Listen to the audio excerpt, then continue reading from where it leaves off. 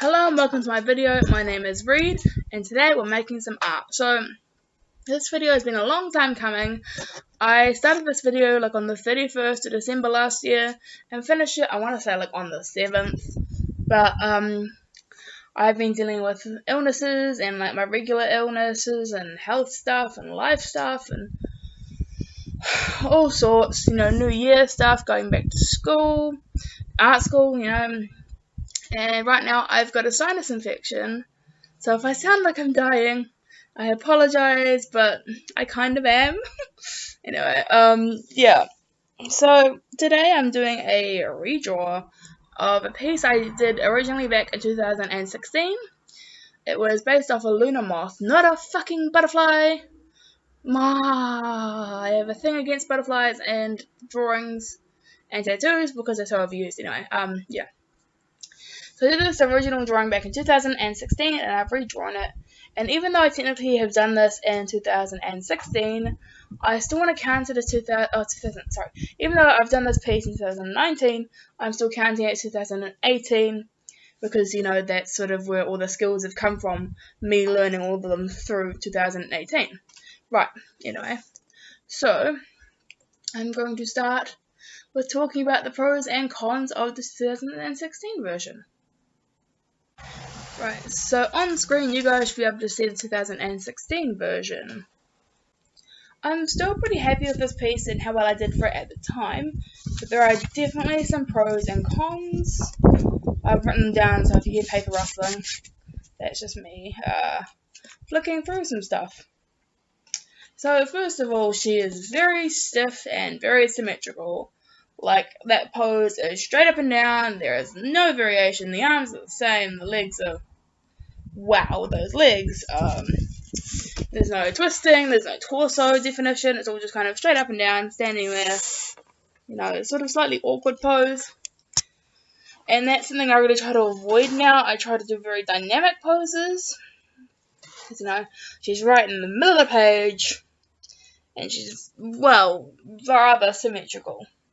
I wouldn't say exactly because I'm not perfect and this was done 3 years ago, so, Also, this is done on some not very good watercolor paper. I think it was actually just done on sketchbook paper, to be honest with you. This isn't even on, like, watercolor paper, so the watercolors aren't doing their best right now at all on the paper. Yeah, so the paper was just, like, a bad choice. I mean, also my watercolor skills were not great, so there are some very splotchy areas, especially like in her underwear area. But I do really like the way I've done like the sheerness.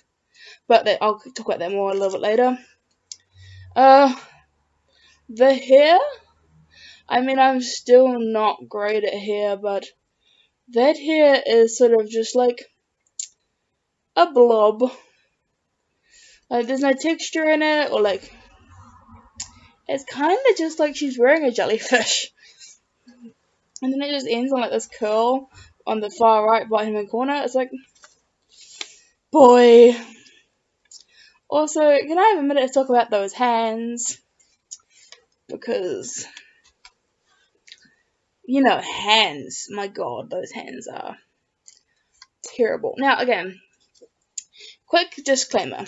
If your art looks something similar like this, I'm not throwing you shade.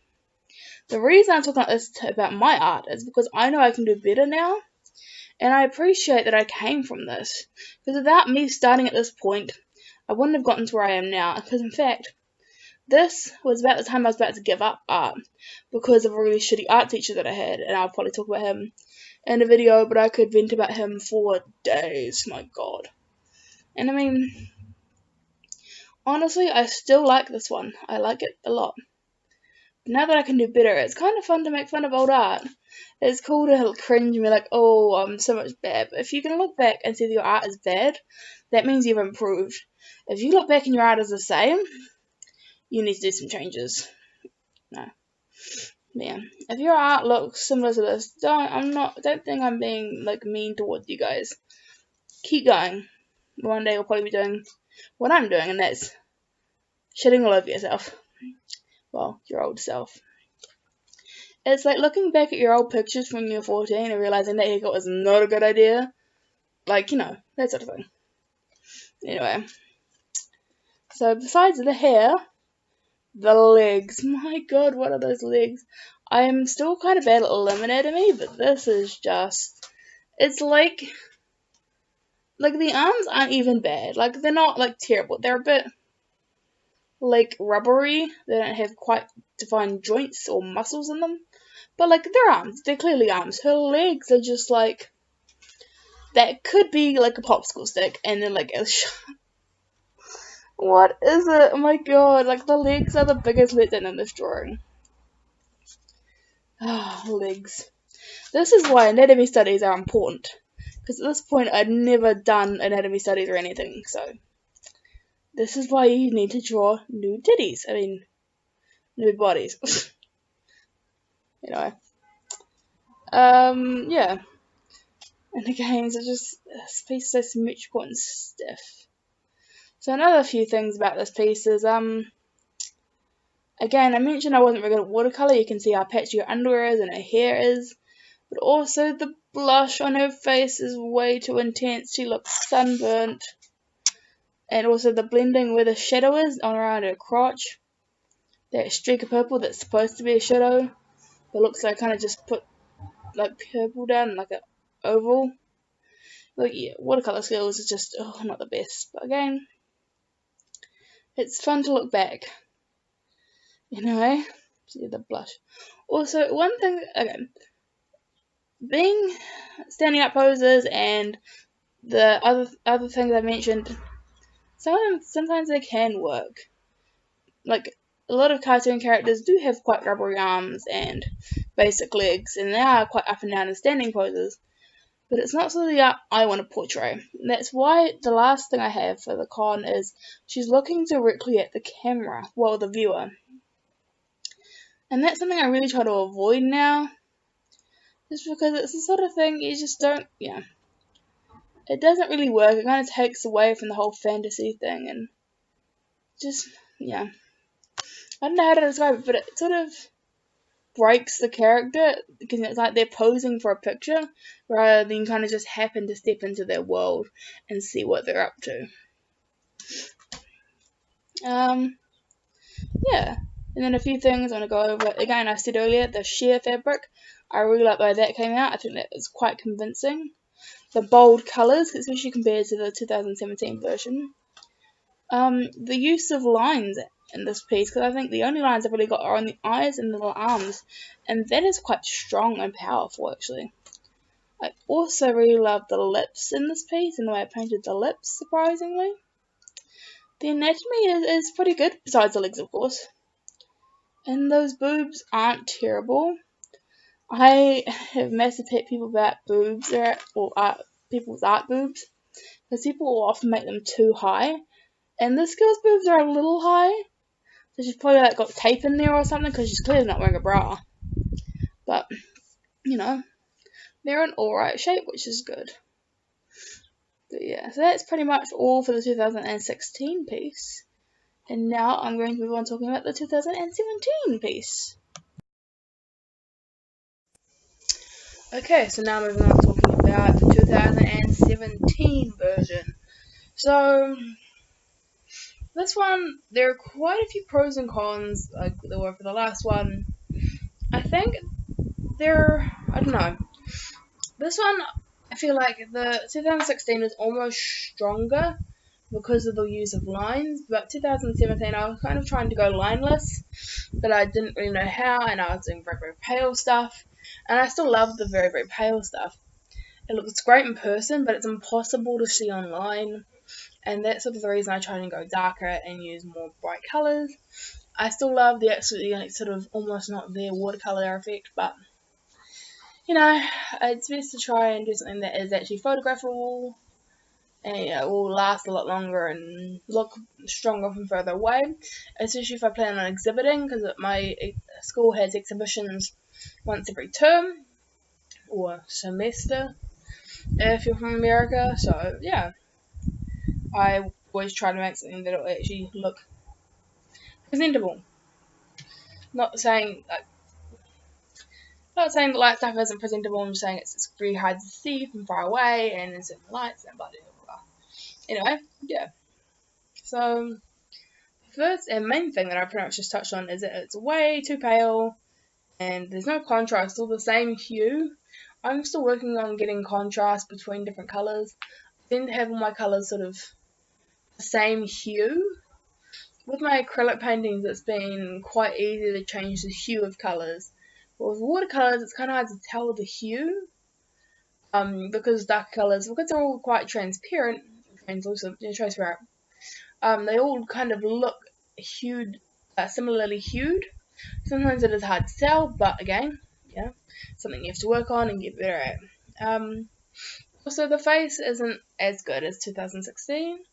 The lips aren't as nice. I don't know what happened there. I think 2017.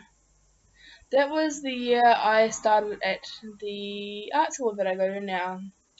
And I think it was sort of right after I gave up art for a while. Because in 2016, when I made the original piece, I was kind of considering giving up art. But then over the holidays, I got back into it. But then about halfway through 2017, I was like, that's it, I give up, I'm done. All because of the art teacher that I had at the time, and I was so done. And then I got to the learning connection, and I fucking loved it, and then I decided I wanted to redraw it. And I think that's where a lot of the problems came from. You know, as I say, draw every day. Well, not every day, but just the more often you draw, the better you'll get. And you can't expect to improve if you're not trying. Of course, even if you're not really practicing, you can improve in some areas just by observing things. But again, if you're not an artist and say you try and draw something a year apart, there's probably not going to be much difference. But if you draw something as a kid, then you redraw it as an adult, you're probably going to have a little more understanding of how things work, because your brain is a lot more developed and you've just got a lot more life experiences. So don't expect that sort of thing if you're like 14 and you want to be better by 15, but you don't practice. I mean, again, you don't have to practice. If you don't get better, you don't get better. You'll probably get there very, very slowly. But if you're not, there's no rush to get better. Just enjoy making your art. But, you know, I see a lot of people expecting to get better overnight, and that's a rant for another day. But yeah, so the lips really bother me in this piece, because the one in the 2016 piece, I love the lips in that one. They were so good. But again, the whole art break, I was so done with that bloody teacher, and yeah, again, this piece is kind of more of a doodle. It was something I sketched and then I decided to watercolour it. There wasn't much process to it like I have now. Although even now, sometimes I don't have much process, you know. The feet. She doesn't really have any feet. They're kind of just like Barbie doll. Like, that's kind of shaped like a feet, but it's not really a foot. It's just sort of like something that goes inside a shoe. So, not meant to be seen, it's just sort of a shape. It's sort of like Roald Dahl, The Witches.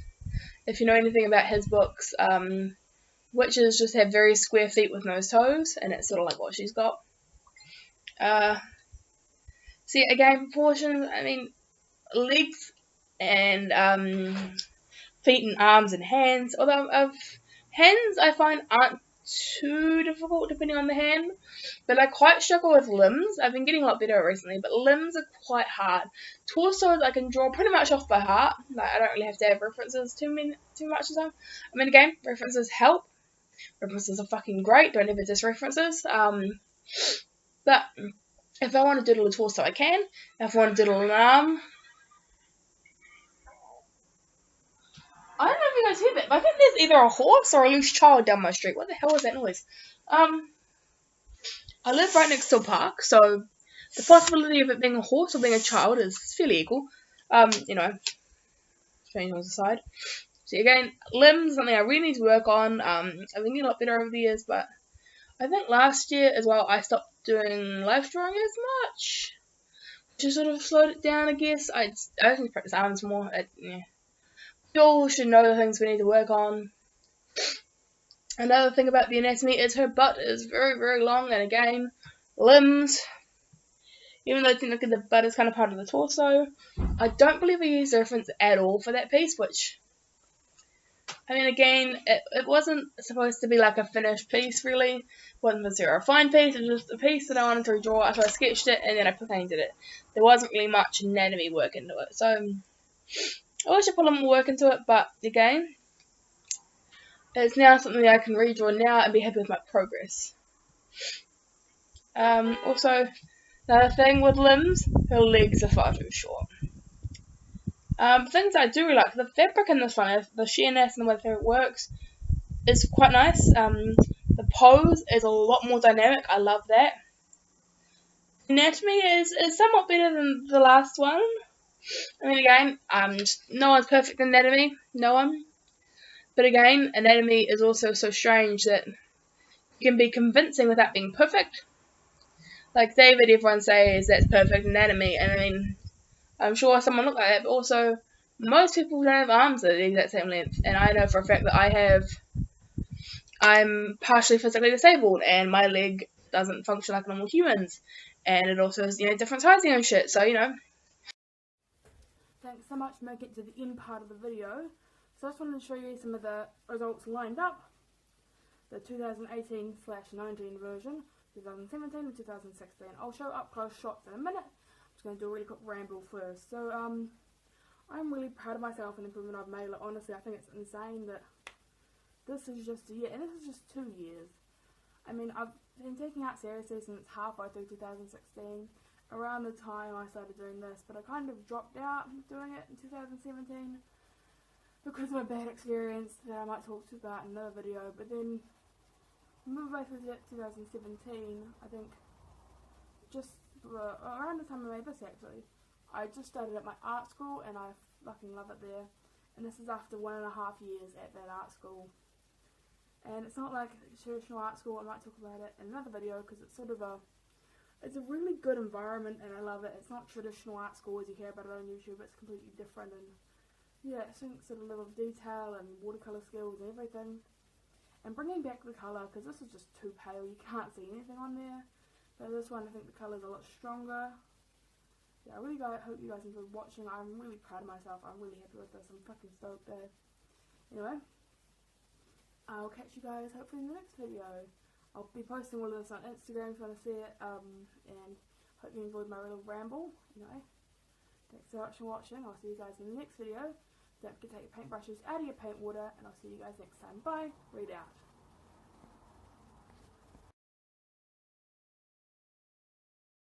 You stole my